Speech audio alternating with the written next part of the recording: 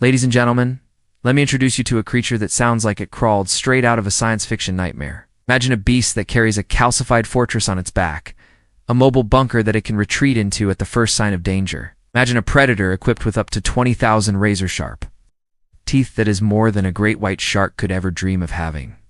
This creature moves by secreting a thick, viscous slime that allows it to defy gravity, scaling vertical walls and hanging upside down with zero effort. It has been on this planet for over 500 million years, surviving mass extinctions that wiped the mighty dinosaurs off the face of the earth. It is a biological tank, a survivor, a conqueror, and right now, it is probably eating your grandmother's lettuce in the backyard. Yes, we are talking about the snail. I know, it is a bit of a letdown after that introduction, isn't it?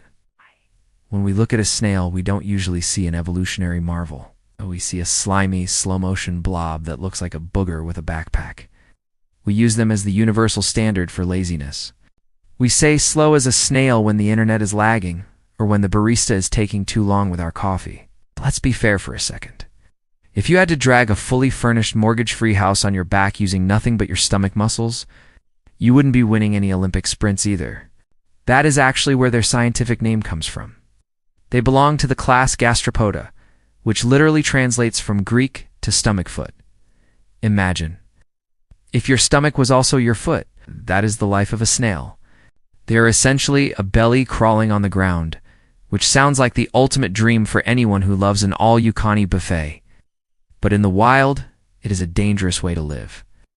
They have no legs to run away, no claws to fight back, and they look like a delicious, soft protein snack for literally every bird, beetle, and hungry Frenchman in the vicinity. So, this begs the ultimate question: how on earth are they still here? How does a creature with the top speed have eventually managed to survive in a world filled with lightning-fast predators? Why haven't they gone extinct yet?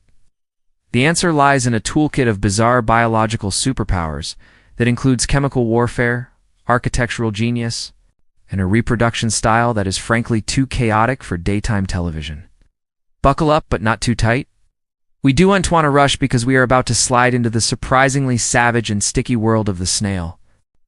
To truly understand why the snail behaves the way it does, we have to look at its family tree, which is surprisingly illustrious.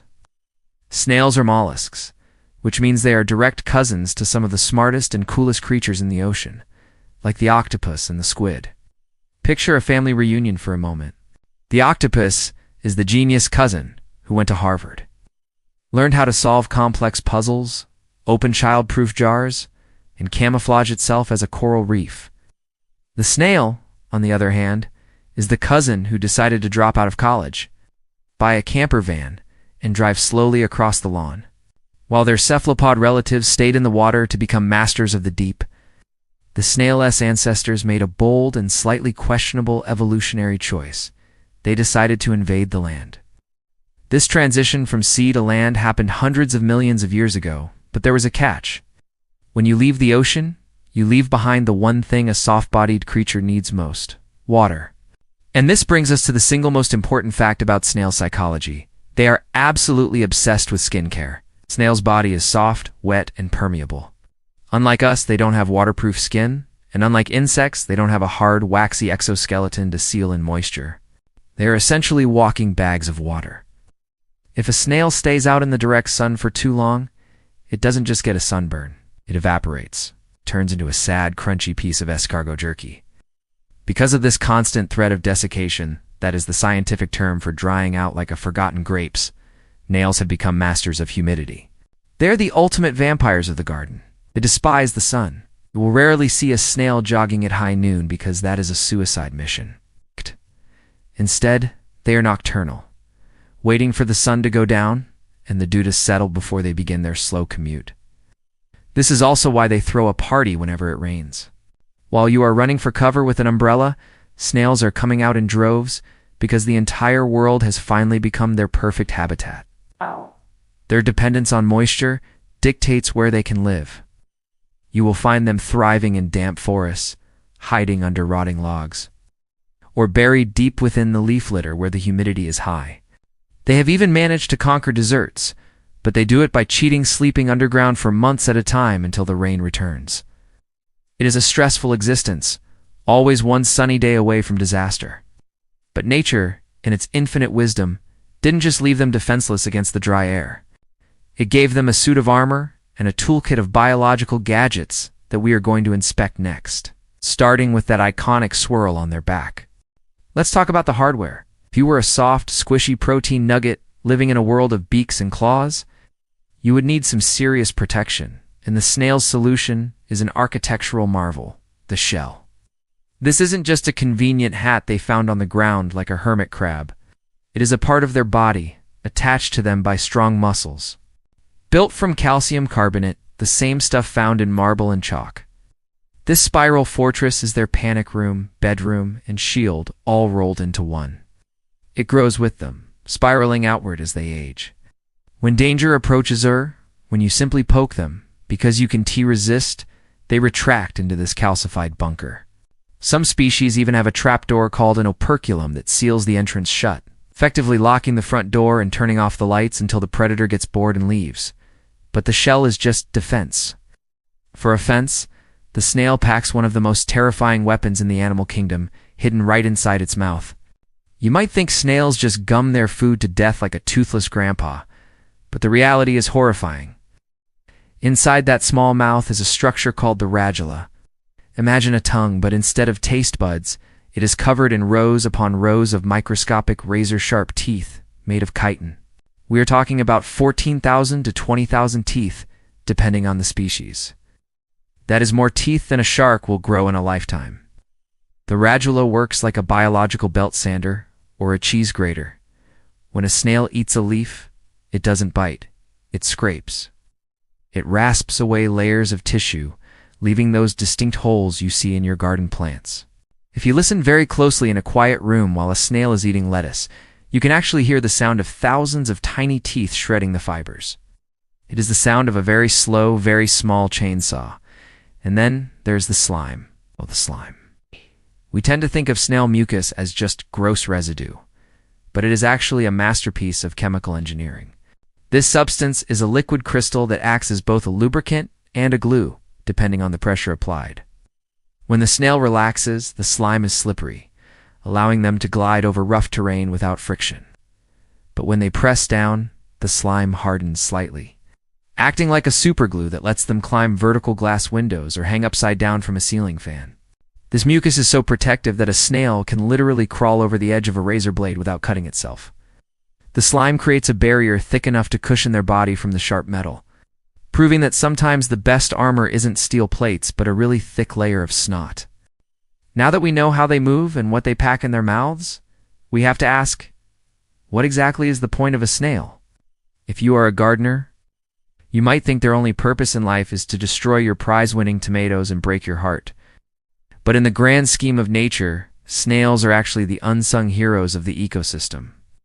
They are nature's janitors. While the lions and eagles are out there getting all the glory for hunting, snails are down in the dirt doing the dirty work. They are decomposers. They spend their nights munching on rotting leaves, decaying wood, and fungi, the biological garbage that no one else wants to touch. By eating this detritus and pooping it out, they recycle nutrients back into the soil, making the earth rich and fertile for new plants to grow. Without snails and their slimy colleagues, our forests would be waist-deep in dead plant matter, and your garden wouldn't grow half as well. So in a way, they are paying rent for the lettuce they steal. However, being a soft, wet janitor has its downsides, especially when the weather turns against you. We established earlier that snails hate dry heat. So, what happens when a drought hits? Or when winter arrives? Do they migrate south like birds? That would take them about 300 years. Instead, they do something much more efficient. They go into a state of suspended animation called estivation. It is basically the summer version of hibernation, but extreme. When conditions get too hot or too dry, a snail will find a shady spot, retract its entire body deep into its shell, and secrete a special layer of mucus across the opening. This mucus dries and hardens into a temporary lid called an epiphragm. Think of it like putting a Tupperware lid on a bowl of leftovers to keep it fresh. This seal is airtight and watertight, locking the moisture inside the shell while keeping the dry air out. Once sealed, the snail slows its heart rate down to a near stop and simply waits. They can stay in this comatose state for months without eating or drinking. There are records of snails sleeping for years. In one famous case from the British Museum, a snail specimen from Egypt was glued onto a display card, presumed dead. 4 years later, someone noticed slime on the card.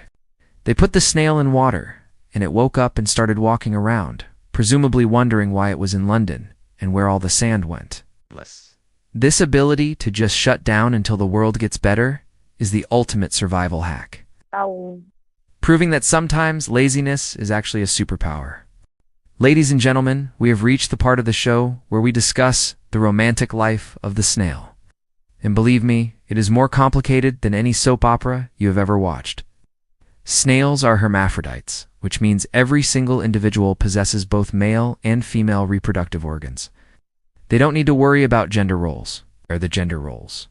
When two snails meet and decide they like the cut of each other's shells, they engage in a slow, sensual dance that can last for hours. But here is where it gets surprisingly violent. Before they exchange genetic material, some species fire a sharp, calcified harpoon into their partner's body. Scientists call this a love dart, which sounds cute, like Cupid, but in reality, it is a biological dagger stabbed directly into the other snail's flesh. This dart injects hormones that increase the chances of successful fertilization. So, for snails, stabbing your date is literally just part of the foreplay. Once the deed is done, both snails can wander off and lay eggs. They bury these translucent pearls in the soil, leaving the next generation of slow-motion warriors to fend for themselves. But survival isn't easy. The world is full of things that want to eat a snail. Thrushes smash their shells against stones like they are cracking nuts. Frogs swallow them whole. But there is one enemy more terrifying than any predator, a chemical weapon that strikes fear into the heart of every gastropod: table salt. To a snail, a grain of salt is not a seasoning, it is a death sentence. Because their skin is permeable, salt triggers a process called osmosis. It literally sucks the water right out of their cells to balance the salinity. If you pour salt on a snail, it doesn't melt. It dehydrates rapidly and painfully. It is a horrific way to go, so please keep the salt shaker in the kitchen and leave the garden warfare to the beetles. As we reach the end of our slimy journey, let's take a moment to appreciate this underdog of the animal kingdom. The snail is a creature that defies the fast-paced nature of the modern world. It carries its home on its back, it tastes with its feet, and it sleeps for years when life gets too stressful. They are the recyclers of the forest, turning death into life, one leaf at a time. They teach us that you don't need to be the fastest or the strongest to survive. You just need to be persistent. Keep your armor tight and maybe carry a little bit of glue wherever you go. So the next time you see a snail slowly crossing the sidewalk, don't step on it. Give it a nod of respect. It has been walking that path since the dawn of time, and honestly, it is probably just trying to get home before the sun comes up.